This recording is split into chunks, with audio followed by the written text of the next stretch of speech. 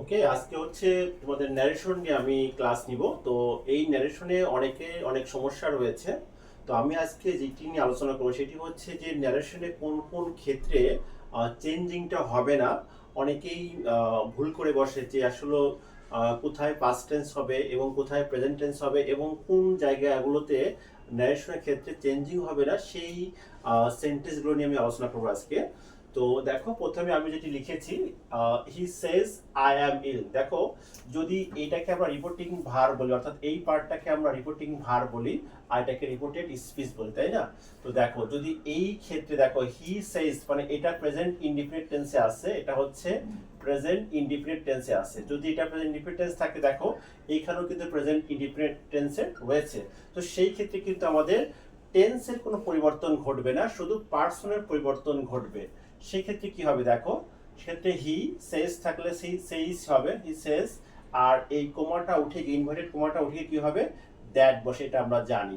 তাহলে হি says that.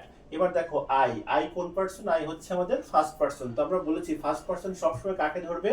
সব সময় রিপোর্টিং ভার্বের সাবজেক্টকে ধরবে। দেখো কাকে ধরেছে? সাবজেক্ট কি আছে? হি। যেহেতু হি, হি কোন পার্সন? Third person. তাহলে এখানে হি হি হয়ে যাবে, হি কোনো পরিবর্তন ঘটবে না। এবার দেখো, এখানে কিন্তু এম থাকলে ওয়াজ হবে না। কেন? দেখো এই যে রিপোর্টিং ভার্বটা কিন্তু আমাদের প্রেজেন্ট টেন্সে রয়েছে। যদি এই পাশে প্রেজেন্ট টেন্সে থাকে তাহলে রিপোর্টেড স্পি অর্থাৎ ডান পাশে কিন্তু আমাদের টেন্সের পরিবর্তন হবে না। সেক্ষেত্রে শুধু আমরা দেখো হি আছে, হির পরিবর্তে কি হয়? হির পর তার এম বসে না, কি বসে? He is. তাহলে হি ইজ ইল। এটি হচ্ছে আমাদের রাইট অ্যান্সার। এবার আমরা 2 নম্বর দেখি।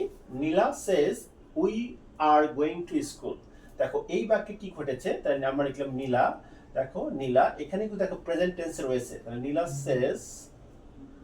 এবার কোমাটা উঠে কি হবে? দ্যাট। Nila says that. এবার দেখো উই, উই কোন পার্সন? First person. কাকে ধরবে? এই নীলাকে ধরবে।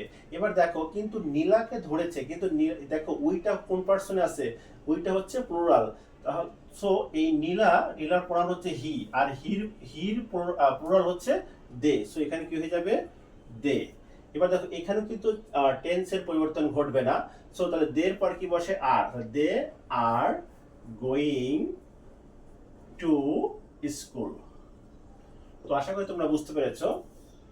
এবার 3 নম্বর বাক্য দেখো, হি উইল সে। দেখো যদি এই পাশে অর্থাৎ রিপোর্টিং ভার্বটা ফিউচার ইনডিফিনিট টেন্সে থাকে তাহলেও কিন্তু আমাদের এই ডান পাশে অর্থাৎ রিপোর্টেড স্পিচটা কিন্তু টেন্সের কোনো পরিবর্তন ঘটবে না। তাহলে আমরা লিখবো হি উইল সে। এবার কোমা উঠে গিয়ে কি হবে? দ্যাট। তাহলে he will say that, he will say that. এখানে আই কোন পার্সন? First person. কাকে ধরবে? সব সময় রিপোর্টিং ভার্বের সাবজেক্টকে ধরবে। তাহলে সাবজেক্ট কি আছে? হি। তাহলে হি যেহেতু থার্ড পার্সন তো চেঞ্জ হবে না, তাহলে হি হি হয়ে যাবে, হি।